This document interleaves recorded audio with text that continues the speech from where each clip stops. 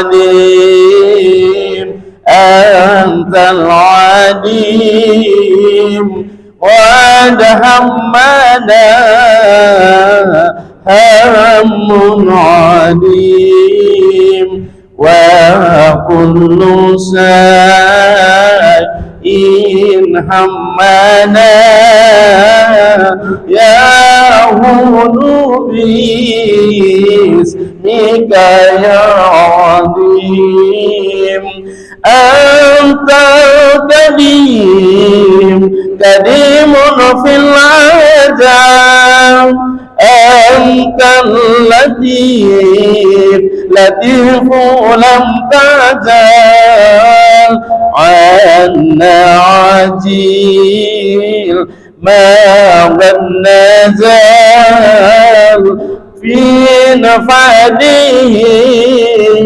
الخاتم السديد قل يا عليم أنت العليم وأنا همنا هم عليم وكل شيء همنا يهون باسمك يا عظيم حي قديم وديم وجيد باقي غني غني مجيد عدل إله واحد بار رؤوف بالعبيد قل يا عليم أنت العليم وأنا همنا هم عليم وكل شيء همنا يهون باسمك يا عليم وللنبي صل يا سلام منا صلاة مع سلام يوم الجزاء لنا سلام مما نخاف يا مجيد قل يا علي العظيم قد همنا هم عليم وكل شيء همنا يهون باسمك يا عظيم والآل وصحب الوصول سعدوا به ميلا وسود لا سيما ماهي الحسود سيف الإله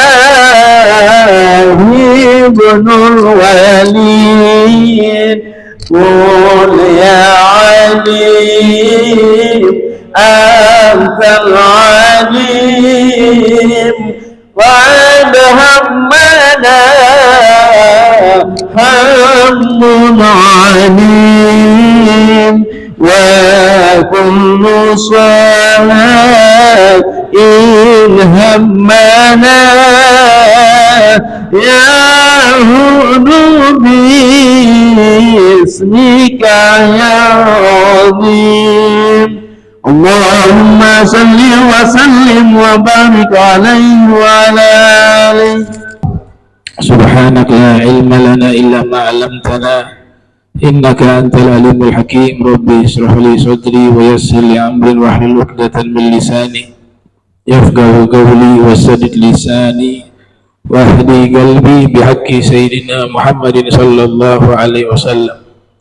يا من هو في علوه كائن، يا من هو في فعل حميد، يا من هو في مجده متين. اللهم أكرمنا بنور الفهم وأخرجنا من ظلمات الوهم وارزقنا فهم النبيين وحفظ المرسلين وإلهام ملائكة المقربين. ربنا زدنا علما وفهما وعقلا يا أكرم الأكرمين بحق سيدنا محمد خاتم الأنبياء والمرسلين يا رحمن الرحيم. وصلى الله على سيدنا محمد وعلى آله وصحبه وبارك وسلم والحمد لله رب العالمين. Al-Mukarramun, para imam masjid Al-Muhajirin, wa nakhussu bi zikri wal Habib Alawi al-an mata'ana Allah ta'ala bi tuli hayatihi wa umrihi wa nafa'ana bihi wa bi ulumihi wal Ustadz Irsyad wal Ustadz Abdurrahman Bakfir wa jami'ul hadirin hadirat yang insyaallah dirahmati Allah subhanahu wa ta'ala. Ini kitab saya lupa bawa, jadi seingat saya sampai di bab tentang ruku, ya, di mana ketika Rasul Sallallahu Alaihi Wasallam mengimami salat, kemudian ada sahabat yang terlambat. Ketika sampai ke masjid, belum sampai ke saf, Nabi sudah ruku. Maka dia dalam perjalanannya itu ruku tanpa takbir, langsung ruku, dan rukunya tidak berada di saf. Setelah kejadian itu, ia ajukan kepada Nabi SAW bahwa tadi dia terlambat, dan ketika masuk ke masjid Nabi posisinya ruku, maka saya pun ruku ketika jalan tadi. Kemudian Nabi SAW bersabda, ya, semoga Allah memberikan kamu hirsa, ya, semangat dalam ibadah, ya, zadakallahu khirsa walam ta'ud. Tapi cara yang seperti itu jangan diulangi lagi. Artinya Nabi memperbaiki bahwa itu salah. Yang benar itu ketika terlambat, posisi imam dalam keadaan ruku, maka yang masbuk tadi harus berada di saf, kemudian takbir, setelah itu ikut ruku dengan imam, tidak perlu lagi sibuk membaca surat Al-Fatihah. Nah, maka disinilah sebagian ulama menyatakan dia mendapatkan satu rakaat. Man adraka ruku al-imami faqad adraka rak'atan. Siapa yang mendapatkan rukunya imam, maka dia dapat satu rakaat. Baik. Sebagian ulama mengatakan tidak mendapatkan satu rakaat karena tidak sempat membaca surat Fatihah, sehingga mereka mengulang satu rakaat itu. Walhasil ini bab khilaf di kalangan para fuqaha. Nah, kita bisa mengamalkan kedua-duanya. Jadi kalau dapat rukunya imam, otomatis dapat satu rakaat. Atau kita anggap tidak dapat satu rakaat karena ada gaul mengatakan bahwa tidak sempat baca Fatihah, maka tidak dapat satu rakaat. Bisa memilih salah satu dari dua pendapat tersebut. Nah, di dalam Al-Quran di surat Al-Baqarah ayat 43, nah, Allah Subhanahu wa taala berfirman, wa aqimus sholata wa atuz zakata warka'u ma'rakiin,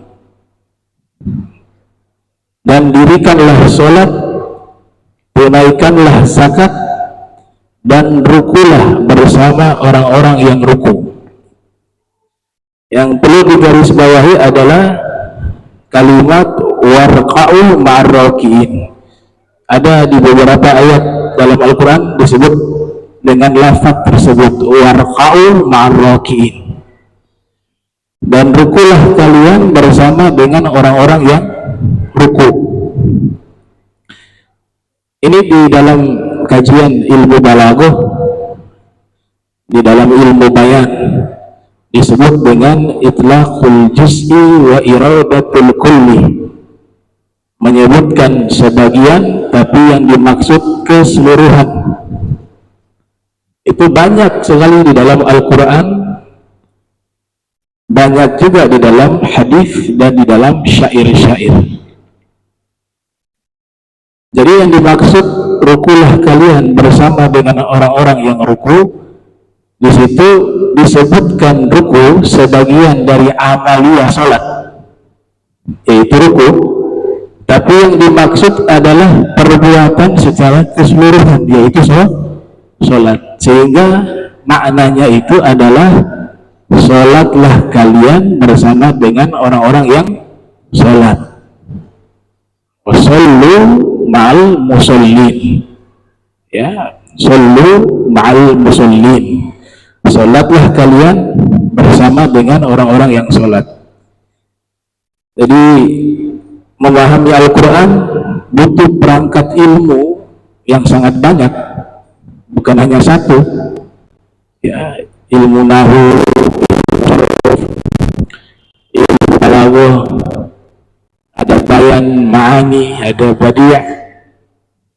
Belum lagi kalau mengkaji ilmu terkait masalah hukum, dia butuh perangkat ilmu lain lagi, usul fikih.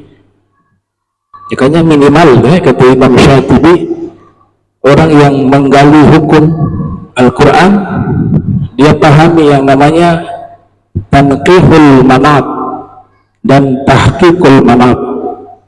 Nah, Imam Syatibi menerangkan itu dalam kitab Al-Muwafaqat, bahwa memahami hukum yang ada di dalam ayat suci Al-Quran, begitu juga di dalam hadis Rasul Sallallahu Alaihi Wasallam, itu tidak mudah, dibutuhkan banyak perangkat ilmu. Di antaranya istilah dalam usul fikih, dia harus minimal paham namanya tanqihul manat dan tahqiqul manat. Ini kalau dibahas butuh waktu cukup panjang, tapi istilah itu bisa kita pahami dalam kitab ulama-ulama usul fikih, terutama ulama Spanyol yang terkenal pakar di bidang ilmu tersebut di masa lampau, yang bernama Al-Imam Syatibi. Nah, Imam Syatibi ada yang ahli Al-Quran, yang mata beliau ya buta, tunanetra. Itu Imam Syatibi yang berbeda dengan yang ahli hukum syariat yang bernama Imam Syatibi juga. Itu dua orang tokoh yang berbeda. Baik, kaitannya dengan masalah ruku tadi, dalam ilmu balaghah disebut itlaqul juz'i wa iradatul kulli, menyebutkan sebagian tapi yang dimaksud keseluruhan. Nah, sholat kalau kita perhatikan dari awal gerakannya, ada yang berdiri, kemudian ruku, kemudian i'tidal, kemudian sujud. Itu para ulama mengatakan itu adalah cara ibadahnya malaikat, dihimpun menjadi satu. Jadi malaikat yang ada di langit, mereka itu ibadah. Ada yang ibadahnya dengan posisi berdiri, ada yang ibadahnya posisinya hanya ruku, dan ada yang ibadahnya posisinya hanya sujud. Ini digabung menjadi satu, jadilah amalia sholat yang kita kerjakan 5 waktu sehari semalam. Itu luar biasa. Dan sholat itu adalah solusi bagi kehidupan. Kalau orang laksanakan dengan sempurna, dengan baik, maka cukuplah sholat menjadi solusi dari setiap masalah. Ada dulu tokoh sufi namanya Syakik Al-Balkhi, ya, Imam Syakik Al-Balkhi. Beliau ini sahiba Al-Imam Ibrahim bin Adham, belajar kepada Al-Imam Ibrahim bin Adham, dan meninggal syahid dalam peperangan, ya. Seorang sufi tapi sering ikut jihad fisabilillah.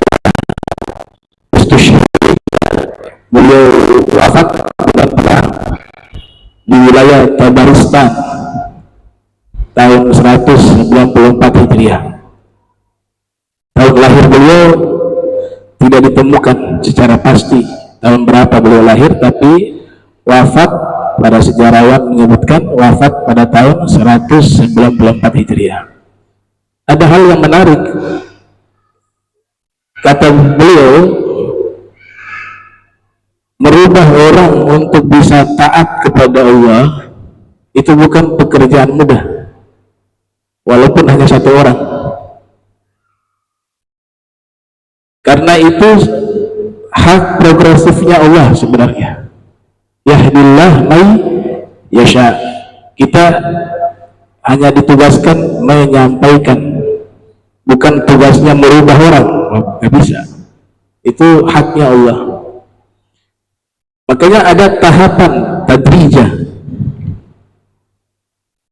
Semua diri kita ini punya namanya mustawayat, tingkatan-tingkatan yang berbeda dalam masalah keagamaan. Yang paling terendah, minimal nih, paling terendah nih, senang kepada ketaatan, benci kepada kemaksiatan. Walaupun orang tersebut masih tenggelam dalam maksiat. Yang bahaya itu ketika melakukan pelanggaran, dalam hatinya dia tidak membenci perbuatan dosa itu. Ini yang bahaya. Makanya dalam Al-Quran Allah Ta'ala berfirman di surat Al-Hujurat, ya, wa'alamu anna fikum Rasulullah law yuti'ukum fi kathirin minal amr la'anitum walakinna Allah habbaba ilaikumul imana wa zayyanahu fi qulubikum wa karraha ilaikumul kufra wal fusuqa al-kufra wal fusuqa wal isyan ulaika humu rasyidun. Ya, di surat Al-Hujurat, walakinna Allah habbaba ilaikum, akan tetapi Allah menanamkan rasa cinta kepada keimanan. Ini penting, namanya tahbib. Jadi sekalipun kita ini belum mampu melaksanakan ketaatan dengan sempurna, masih banyak kekurangan di sana dan di sini, tapi ketika hati kita sudah senang berbuat baik, sudah senang dalam ingin melakukan ketaatan, insya Allah orang semacam ini satu saat bisa berubah. Yang penting di hatinya sudah ada keinginan. Di situ menggunakan kata habbaba. Habbaba itu, habbaba artinya Allah menanamkan rasa cinta dalam hati. Jadi seseorang bisa senang kepada kebaikan, ketaatan, keimanan, hakikatnya Allah yang tanamkan di hatinya. Habbaba ilaikumul imana. Nah, nanti cinta keimanan keimanan, cinta kebaikan, cinta ketaatan, suatu saat dia akan berusaha melakukan. Wa zayyanahu fi qulubikum. Maka dikasih bonus, Allah hiasi itu di dalam hati kalian. Ini yang paling penting. Senang dulu. Oh, tidak mudah orang yang misalnya senang majelis ilmu, gak mudah. Senang mendengarkan nasihat, gak mudah. Senang masjid, ya, hadir di masjid, tidak mudah.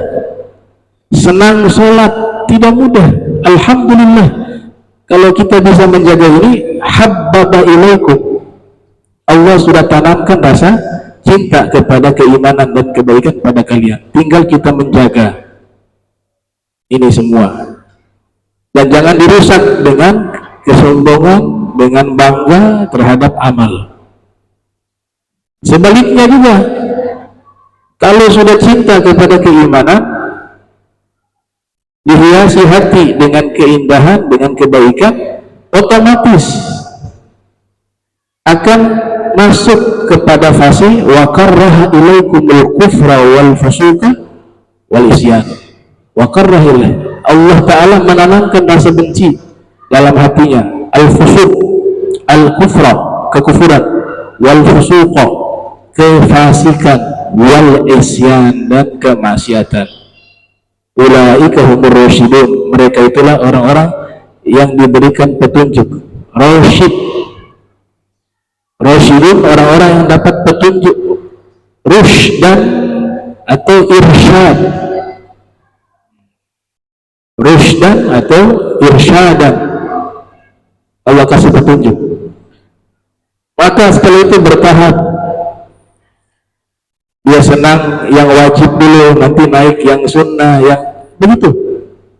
Yang penting puncak, ya, kalau puncak itu nanti ibadahnya terasa nikmat, udah ma'rufah. Tapi yang paling standar dalam hati ini, senang dulu, senang kebaikan, senang keimanan, senang ulama, senang majelis ilmu, senang gitu, baca Al-Quran. Ini masih bisa diberi petunjuk oleh Allah Ta'ala. Yang sulit mendapat petunjuk, gak suka sholat, memang gak suka sholat. Hadir ke masjid, memang tidak suka. Nah, ini yang berbahaya, ya. Ini yang berbahaya. Al-Imam Syakik Al-Balkhi, beliau mengatakan dalam satu maqalah, talabna khamsan fawajadnaha fi khamsin. Kami mencari 5 perkara, maka kami dapati di dalam 5 perkara.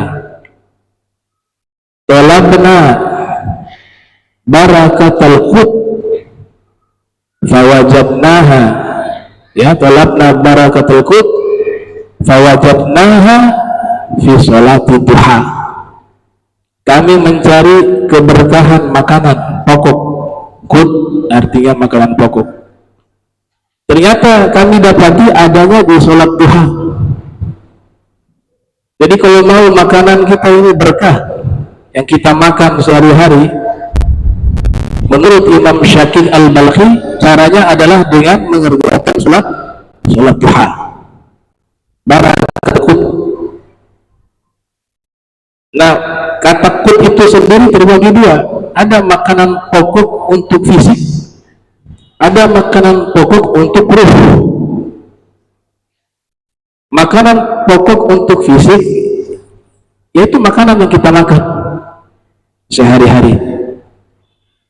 Makanan pokok untuk ruh yaitu ilmu, hikmah, nasihat, ya, sebagaimana yang dikatakan oleh Imam Fatih Al-Musili.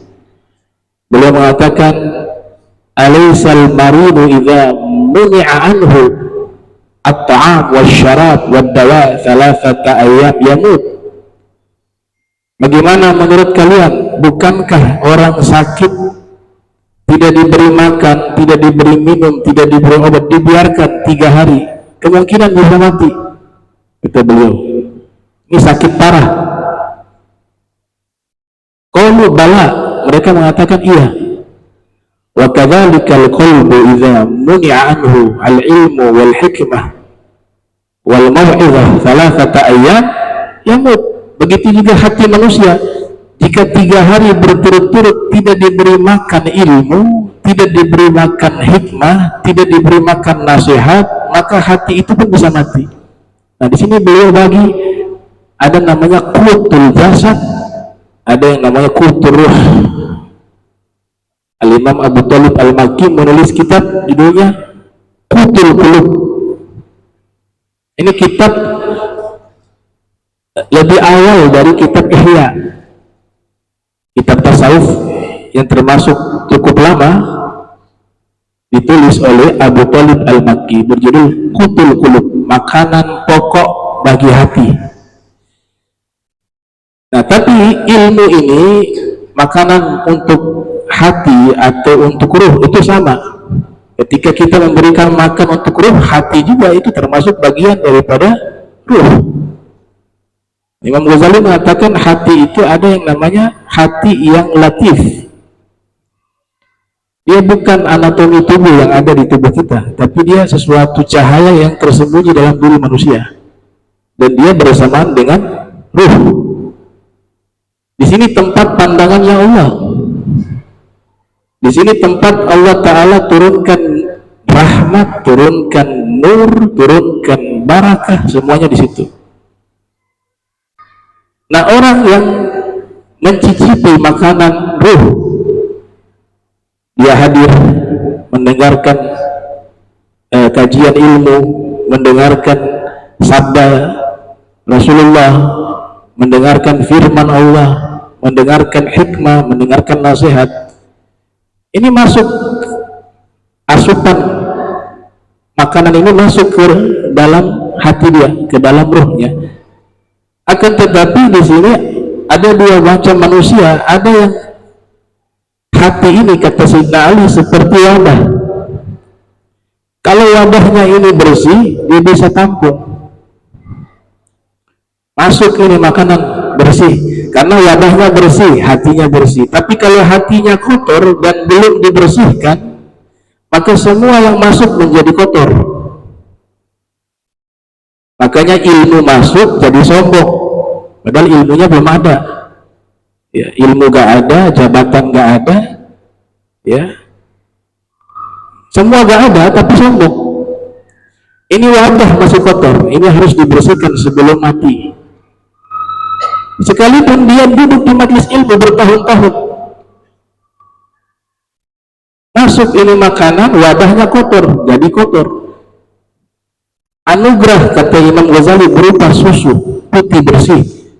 Ketika dituangkan di gelas yang penuh dengan kotoran, susu itu menjadi kotor. Tapi kalau memang ini wadah bersih, maka susu itu akan masuk ke wadah dan bersih. Ketika bersih, bisa dinikmati, bisa diminum. Ini perumpamaan dari Imam Ghazali. Nah, kata Imam Syakik Al-Balkhi bahwa kami mencari keberkahan makanan pokok, ternyata kami dapati ada di dalam sholat duha. Ini eksperimen beliau yang cukup panjang. Sholat duha minimal 2 rakaat. Di dalam hadis yang diriwayatkan oleh Imam Muslim yang lahir tahun 204 Hijriah, wafat 261 Hijriah, Rasulullah sallallahu alaihi wasallam bersabda, yusbihu ala kulli sulama min ahadikum sadaqah, fa kullu tasbihatin sadaqah, wa kullu tahmidatin sadaqah, wa kullu tahlilatin sadaqah, wa kullu takbiratin sadaqah, wa amrun bil ma'ruf sadaqah, wa nahyun 'anil munkar sadaqah. Wa yuzzi'u min dzalika rak'atani yarqa'uhuma min ad-duha. Kata Rasul sallallahu alaihi wasallam, setiap pagi ruas-ruas yang ada di tubuh kita nih, ruas-ruas tulang, persendian itu itu minta jatah sedekah setiap pagi. Setiap kita bangun pagi, semua persendian kita ini yang jumlahnya 300 lebih itu meminta sedekah kepada pemiliknya. Maka Nabi katakan setiap membaca tasbih adalah sedekah, setiap membaca tahlil sedekah, setiap membaca tahmid sedekah, setiap membaca takbir sedekah, mengajak orang berbuat baik sedekah, melarang orang berbuat buruk sedekah. Ini sedekah kata ulama bisa arti zakat, bisa arti sedekah sunnah. Kalau diartikan zakat berarti setiap hari wajib kita keluarkan zakat untuk ruas tubuh kita, persendian kita. Dengan cara apa? Bukan dengan uang. Walaupun nanti sedekah masuk juga. Maksud saya di sini dengan semua amal soleh. Ya, baca tasbih, baca zikir, ya, baca tahlil, tahmid dan seterusnya yang Nabi sebutkan tadi. Baru bisa dia memberikan sedekah kepada seluruh persendian dia. Tapi ada jalan tol. Dengan 2 rakaat sholat duha, kata Nabi, itu sudah cukup membayar sedekah seluruh persendian tubuhnya, kata Nabi Muhammad SAW.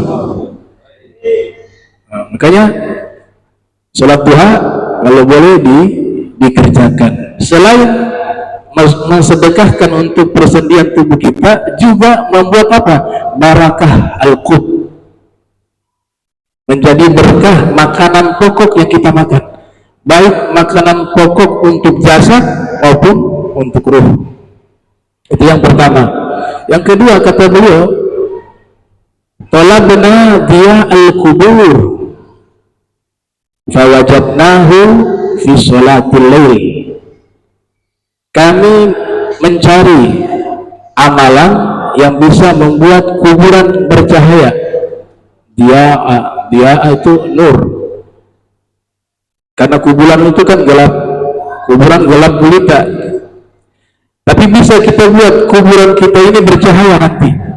Ketika kita masuk dalam kuburan, kuburan kita bercahaya, tidak gelap. Kalau gelap itu sesat. Coba lihat kita di dunia ini kalau mati lampu, ada di ruangan yang sempit, ya, dan semuanya tidak ada cahaya, sesat. Apalagi di kuburan. Maka ada amalan, kata beliau, kami mencari tahu amalan yang membuat kuburan itu bercahaya. Maka kami dapati adanya di sholat malam. Orang yang rajin sholat malam, kuburannya bercahaya, kata beliau. Kadang masih bingung yang namanya sholat qiyamul lail itu sholat apa sih?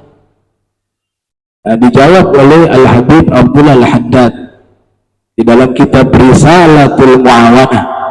Beliau mengatakan, wa'alam anna man shalla ba'dal isya'i faqad agoma minal lail.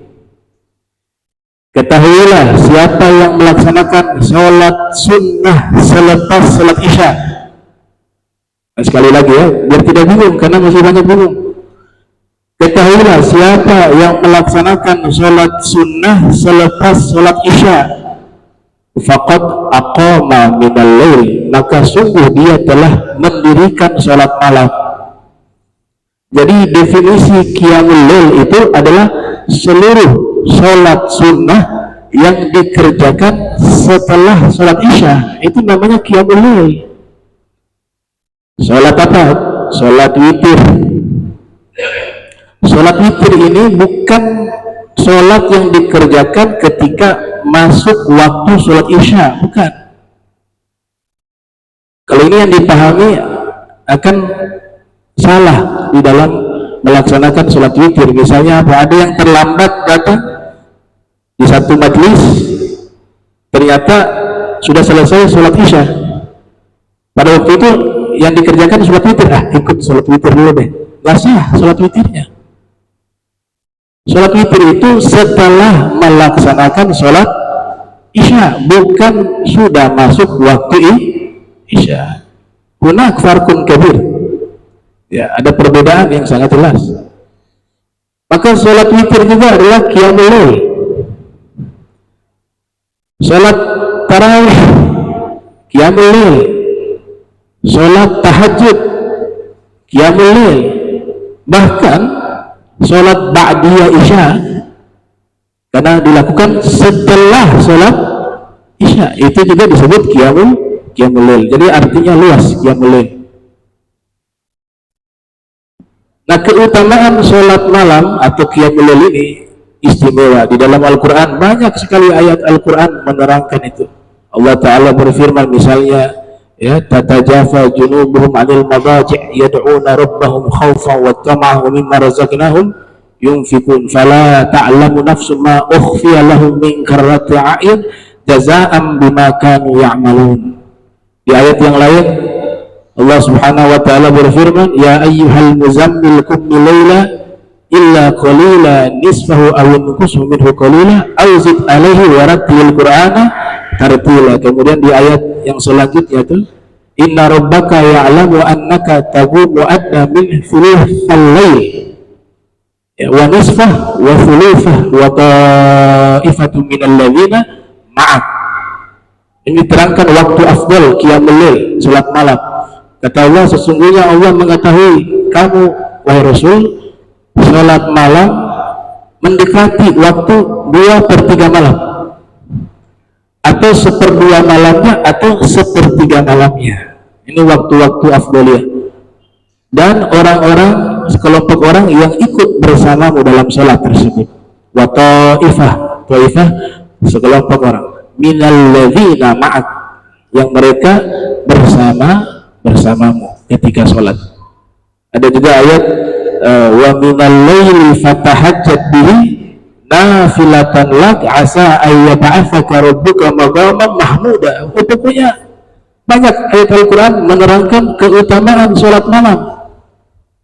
Maka sungguh sangat rugi waktu malam berlalu tidak dikerjakan sholat-sholat sunnah qiyamul lail. Ini kita bisa ambil hasilnya setelah kita wafat. Hasilnya memang ada bonus di dunia, tapi paling banyaknya Allah simpan di akhirat. Jangan sampai bangkrut. Fakir di akhirat lebih berat daripada fakir di dunia. Fakir di dunia gak ada apa-apanya. Ya, kata ibundanya Nabi Sulaiman. Nabi Sulaiman punya ibu mengatakan, ya bunayya la tukfir an-nawma bil-lail fa innahu man ya yakfir nawma bil-lail ya'ti yaumal qiyamati faqira. Atau kama qalat, wahai anakku sayang, jangan banyak tidur di waktu malam, karena siapa banyak tidur waktu malam, maka nanti dia datang di hari kiamat dalam keadaan fakir miskin, faqira. Artinya kita memang gak disuruh begadang juga, tidak. Artinya paling gak waktu malam itu ada kita isi dengan ibadah, terutama sholat. Di dalam hadis sangat banyak keutamaan sholat malam. Ya. Ada diantaranya hadis riwayat Imam Muslim yang lahir tahun 204, wafat 261 Hijriah. Rasulullah sallallahu alaihi wasallam bersabda, afdalu sholati ba'dal faridati sholatul lail. Paling afdalnya sholat sesudah sholat wajib adalah sholat malam. Di dalam riwayat Al-Imam Suyuti yang lahir 849 Hijriah, wafat 911 Hijriah, di dalam kitab Al-Jami'us Shaghir, Rasulullah sallallahu alaihi wasallam bersabda, alaikum bi sholatil laili fa innahu da'bus sholihin qablakum wa ghurbatun ilallah wa manhatun 'anil ithim wa takfirun lisayyi'at wa matradatun liddah 'anil jasad. Hendaklah kalian sholat malam, kata Nabi, karena sholat malam itu kebiasaan orang-orang soleh sebelum kalian, itu para rasul, para nabi, para aulia sholih. Dan sholat malam itu adalah satu bentuk kedekatan hamba kepada Allah Subhanahu wa ta'ala. dan mengkafarat keburukan-keburukan dan mengusir penyakit yang ada di tubuh. Nah, jadi kalau mau sehat, ya fitness sholat, ada fitness kan untuk cari kesehatan, fitness, tapi sholat ditinggal gak bakal sehat, sakit nanti. Tapi kalau dia sholat malam istiqomah tanpa fitness, dia sehat, sehatnya ruh dan jasmani. Lebih bagus lagi olahraga juga, tapi sholat gak ditinggal, fitness juga, tapi gak lupa sholat, gak lupa tahajud, insya Allah lebih sehat lagi. Itu ini kita harus percaya, sebab Nabi mengatakan matradatun lidda'i anil jasad, bahwa sholat malam itu mengusir, matradah artinya mengusir penyakit ada yang ada di tubuh kita. Nah, yang penting caranya benar. Kadang-kadang sholat ruku kita gak sempurna, gak sesuai dengan ajaran yang diajarkan oleh para fuqaha. Ruku itu harus lurus sampai diberikan semacam treatment, diletakkan gelas yang berisikan air di atas punggung kita. Kalau masih jatuh berarti rukunya belum benar. Itu ini yang sehat ya. Kalau yang sudah sakit ma'zur, yang masih muda, masih sehat, masih bisa ruku sempurna. Kalau yang sakit dimaafkan. Syariat ini tidak pernah memaksa orang di luar kemampuan, pahalanya juga sama kalau yang sakit. Tapi yang masih sehat usahakan ruku secara sempurna. Seukuran apa? Kalau diletakkan gelas di atas punggungnya ketika dia ruku, gelasnya tidak jatuh, berarti itu posisi ruku yang sudah sempurna. Begitu juga sujud ya. Sujud sunnahnya pantat ditinggikan, kemudian kepala menekan. Ada tekanan ketika jidat diletakkan di atas tanah atau di atas sejadah. Gitu. Ini kalau dilakukan dengan cara yang diajarkan oleh Nabi Muhammad SAW, maka akan sehat. Di dalam hadis yang lain, riwayat Imam Baihaqi, nah, Rasulullah SAW bersabda bahwa Inna Allah yahsyurun nas fi sa'idin wahid. Di hari kiamat Allah kumpulkan sekelompok manusia atau seluruh manusia, sekelompok manusia di satu lapangan, sa'idin wahid. Jadi ini diseleksi nih orang-orang yang ada di hari kiamat di mahsyar ya, padang mahsyar. Nanti Allah pisahkan sekelompok orang, mereka punya tempat tersendiri. Fayunadi munadin ainal ladzina kanat tatajafa junubuhum 'anil madaji'. Kemudian malaikat berikan pengumuman, nah, di antara kalian mana yang waktu hidup di dunia lambungnya jauh dari tempat tidur, dia bangun di waktu malam untuk sujud kepada Allah, maka fayaqumun, mereka berdiri. Berarti tadi posisi duduk, karena di hadis dikatakan setelah disuruhkan fayaqumun, mereka yang duduk itu berdiri, yang ahli tahajud itu berdiri. Kemudian Nabi berikan keterangan wahum khalilun, pada waktu itu jumlah mereka sedikit. Nah ini berarti memang tidak banyak orang yang kerjakan sholat malam. Kata Nabi wahum khalil, mereka waktu itu sedikit sekali, wahum khalil. Kemudian fayadkhuluna al-jannata bighairi hisab. Nah yang sedikit ini Allah perintahkan kalian masuk surga tanpa dihitung. Summa yu'maru bin nas ila hisab. Kemudian manusia lainnya semuanya proses hisab. Itu fadilah sholat malam. Dalam riwayat yang lain, ya diriwayatkan oleh Imam Al-Hakim yang lahir tahun 321 Hijriah, wafat 405 Hijriah, di dalam kitab Al-Mustadrak. Itu Rasulullah SAW beliau meriwayatkan bahwa malaikat Jibril memberikan wasiat. Malaikat Jibril mengatakan ishma syi'ta fa innaka mayyit wa ahbib man ahbabta fa innaka mafariquh. wa'mal ma syi'ta fa innaka mazyun bih. Hiduplah kalian di dunia ini sesuka kalian, tapi ingat suatu saat kalian akan mati. Dan cintailah siapapun yang kalian cintai, tapi ingat suatu saat kalian akan berpisah dengannya. Dan beramallah sesuka hati kalian di muka bumi ini, tapi ingat semua perbuatan kalian akan dibalas oleh Allah. Syaraful mu'min qiyamul lail wa izzuhu istighna'uhu 'anil nas. Kemuliaan orang beriman terletak di sholat malam, kata malaikat Jibril. Kemuliaan seorang beriman terletak di dalam sholat malam, qiyamul lail, dan kemuliaannya, keagungannya adalah dia tidak meminta-minta kepada manusia.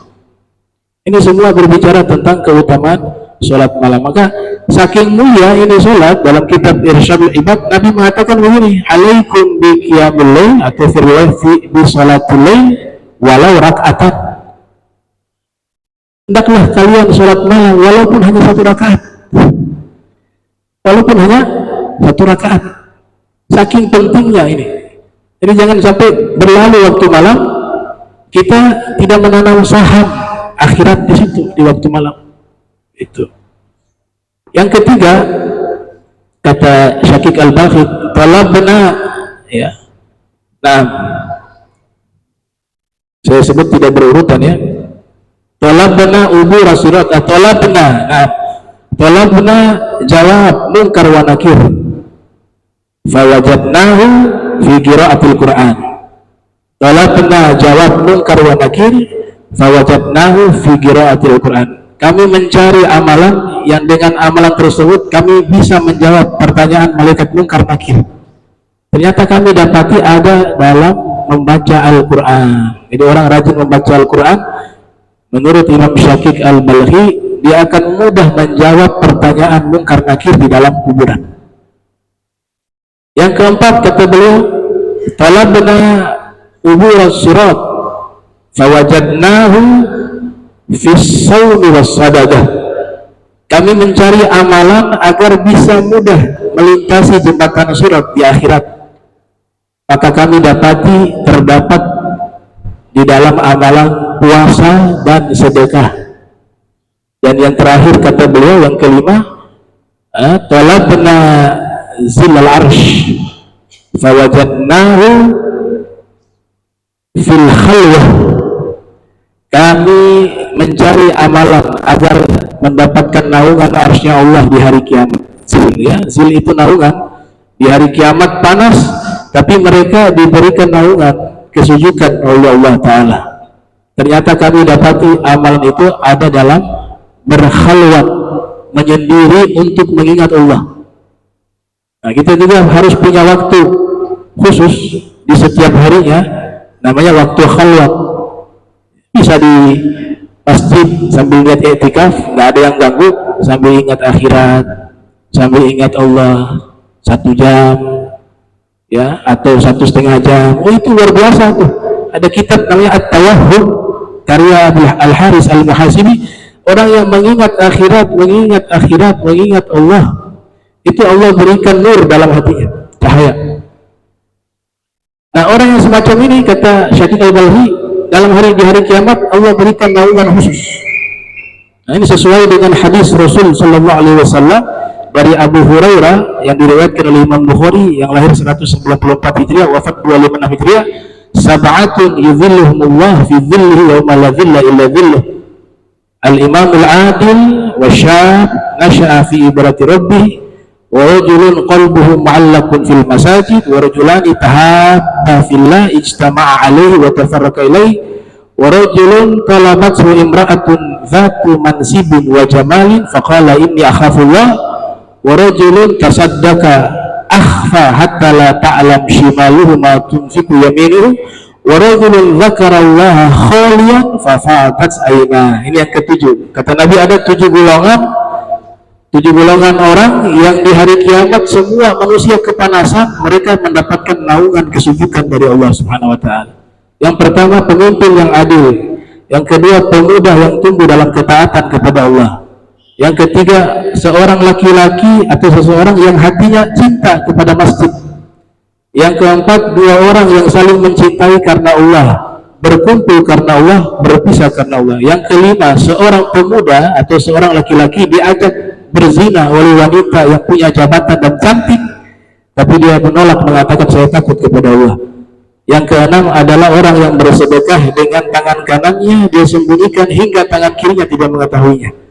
Dan yang ketujuh, seseorang laki-laki, rajulun atau rajulun zakarallah, mengingat Allah khaliyah, dalam keadaan sendirian, sunyi, sepi, fafadat ainah, lalu dia meneteskan air mata. Ini 7 golongan yang mendapatkan naungan khusus di hari kiamat. Mudah-mudahan kita termasuk daripada 7 golongan tersebut. Amin ya rabbal alamin. Allahumma jam'ana hadza jam'a marhuma wa tafarraqna min ba'dihi tafarruqan ma'sum.